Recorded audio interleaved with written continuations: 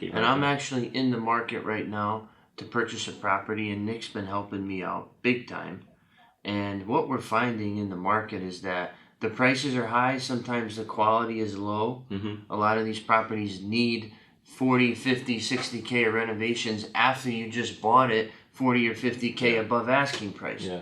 So is that the trend? Is that what's going on? Yeah, and we've been seeing that for a while. I think Connecticut wasn't used to it. Ever since even the 2008 crash, Connecticut was usually bottom 4, bottom 5 in appreciation ever since then. So suddenly 2020 hit. Connecticut has been a life event state for a long time. You know, you're usually born here and staying here. Yeah. You don't run into a lot of people who are like, I'm out. retiring, going to Connecticut. Yeah. So it's like you're coming here for work, you're born here. New York, Mass, Rhode Island, they might be on the borders because it's affordable here and they just drive to work. When all that built up and now you have the millennials coming in, I mean, I'm 32, you're talking about like 27 to 36-year-olds all ready to buy a house. The baby boomer generation kind of coming off of like, do we sell our house? But they're holding on to their houses. And once the rates went so low, the bottleneck of like, we didn't build enough over the years, there wasn't even much appreciation here to come. Here comes this wave of buyers. A lot of things going up, and the supply is so low that you are making offers on homes that might need work, right? Because no one was expecting to sell. Maybe even 5 years ago, 4 years ago, they see their house go up 100,000. Different kind of wealth. You know, you're talking about a different kind of number. I think the long-term patience of real estate, right? Some of these, do I overpay for a house? You know, what is overpaying when right now it might be worth this? But what's your long-term goal of staying in the house? Someone who bought in 2006 might have been complaining, but if they were selling today, they're happy as can be. You know, someone who might buy today, but they're looking to move in a month or a year, or they're worried that their job can transfer them somewhere quickly.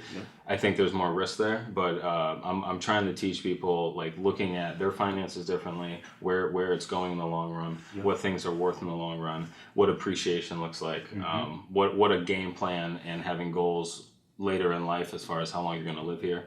And what's something that you've noticed in your 5 years now that you had no idea about when you started? Like, what's something that you squeezed nectar out and you're like, wow, nobody could have taught me this, or nobody knew this? Yeah, I think definitely the financial gain I've earned from this is the network I have of every walk of life I've met. You know, yourself, people on my team, co-brokes, friends' parents. You come across people who really have a certain value on wealth and real estate that you didn't even know about. It almost was kind of like a kept secret. When you're always on the outside of something, can I do it? Is the business too hard? You see somebody else doing well, somebody not. It's the amount of work you're going to put in.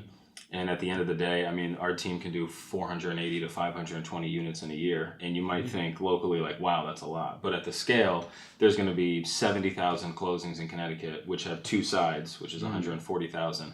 500 doesn't even put a scratch, you know, in that kind of, in the side of transactions. So what I've learned is there's enough business to go around.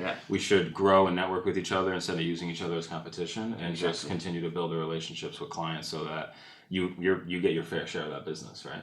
What is your biggest weakness? Oh, my biggest weakness.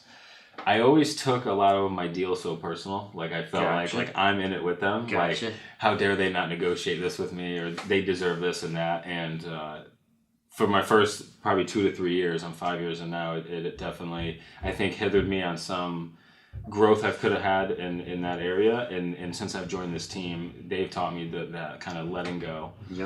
Stay out of the transaction and be the professional and guide your client. Just show your client the paths that they can take and let them make the best choice for themselves.